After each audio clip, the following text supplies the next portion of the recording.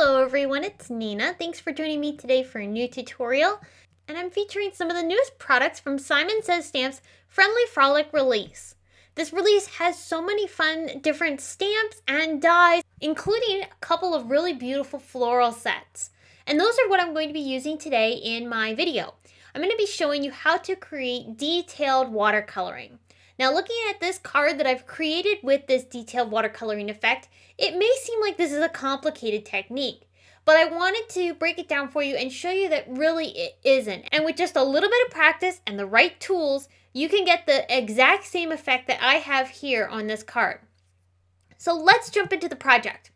I'm starting off by watercoloring some base coats of color on these sketched lotus flowers.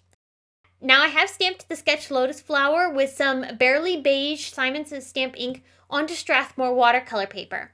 Strathmore watercolor paper is a textured surface, so the stamping was a little bit splotchy, but it's enough to allow me to see what I'm doing.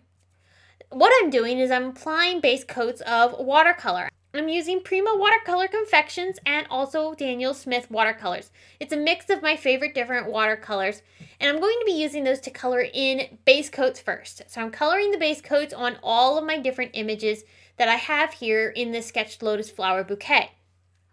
As I'm adding down color, in some cases I'm using just one shade and blending it out with water, and then in other cases I'm actually dropping in additional colors to give a little bit of variation. As you notice, I have watercolored these particular flowers to be darker towards the bottom parts of the petals and lighter as they get out towards the outer part of the petals. Now, the base coats are just going to be literally that. They're the base layers of our entire design. The magical part of this technique comes into play at this point. I'm using a detailed number 2 brush. This is a round brush. Any number 2 brush will work for this technique. I encourage you to practice with this brush first before you actually put it onto your project. The more of these detailed lines that you create with this tiny brush allows you to get the feel of how the brush works. Now there's some tips for you on how you can maintain a great fine point like this to be able to continually have these really nice beautiful points throughout your project. One of the biggest keys is to shape your brush. So I've wet this brush and I'm letting the excess water come out of the brush, but I'm also shaping it and rotating the brush around as I shape it with the towel. That gives me a beautiful fine point. Now another thing you're going to want to watch out for is the barrel of the brush. When you dip this in water, I'm going to go ahead and do that right here, and you wipe off your brush, you may notice you have beads of water that are sitting on the barrel. You're going to want to wipe those off because as you're watercoloring with these fine points, you're using very little water at this point because you want to maintain the detail, not water it down.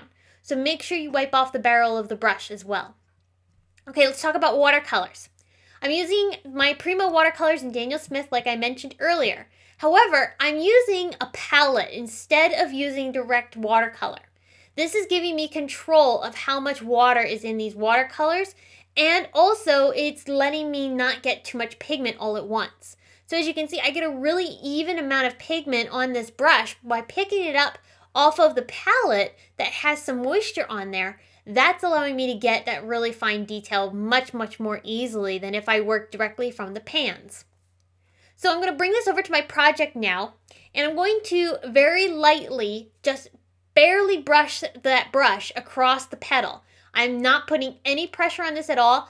You want a feather light touch. And like I said, practice makes perfect. So continually practice making those brush strokes on a piece of scratch paper just to get the feel of how the brush works and how much pressure you need. But that's the key, making sure that you have very little pressure. You also want to make sure you don't use a lot of water. When I dab my brush off with the water and get the excess water off, this brush is almost literally dry. It's barely damp.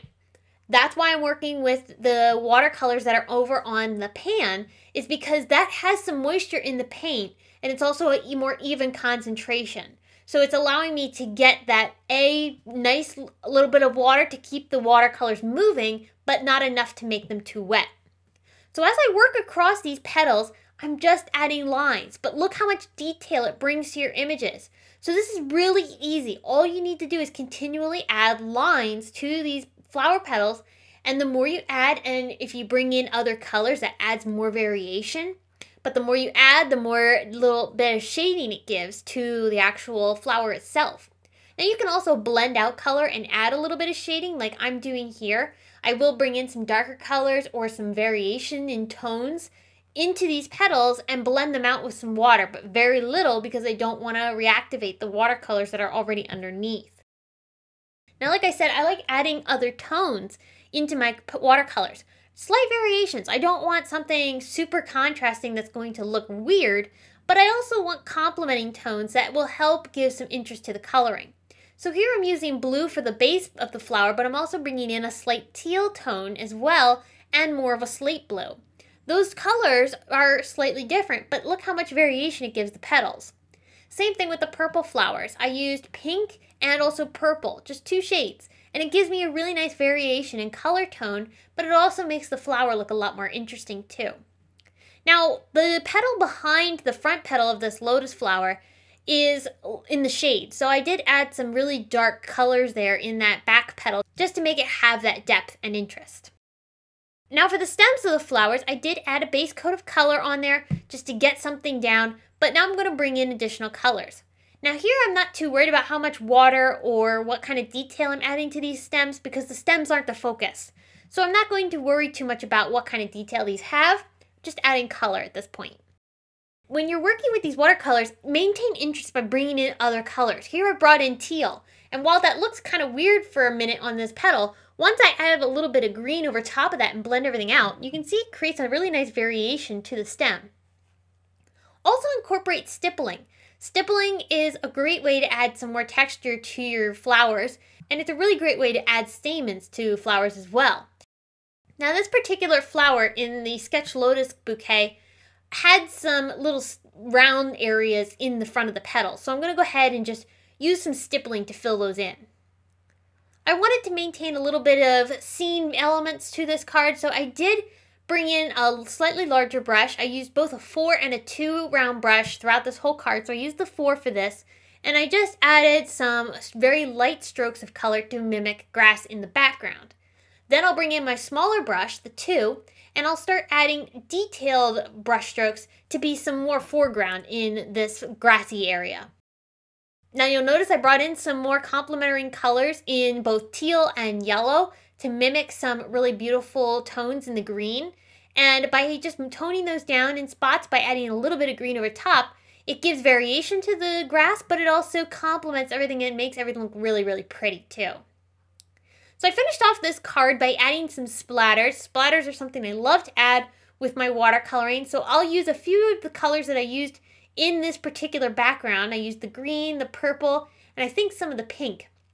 And I just splattered those into the background to give a little bit of texture. Now, I created another variation to this technique using the new Earth Has Music stamp set. This gorgeous hibiscus was so pretty, and I just had to watercolor this. And I really had fun using this same detailed effect and adding really beautiful variations in color tones. And believe it or not, I stuck with only 6 colors in this particular card. So I want to show you that by using even just a limited color palette, you can create some amazing variations in color tones by mixing those colors together. So I encourage you, even if you don't have a lot of watercolors, just try it and experiment and see what you can create, because there's a lot of things you can do with even a limited amount of supplies. So I hope that today's video has encouraged you and helped you learn a little bit more about detailed watercoloring. Hopefully it has made it a little bit more approachable for you, and I hope that you enjoyed this video. Be sure to head on over to my blog, because I do have a blog post associated with this so that you can learn more about the products that I use to finish off the cards and create everything. And I'm also part of a blog hop that Simon is hosting for this new Friendly Frolic release. There's lots more inspiration to see on my blog, so be sure to click the link either on screen now or in the video description. And I'll be back again very soon with more to share with you. Thanks so much for stopping by. I'll see you soon.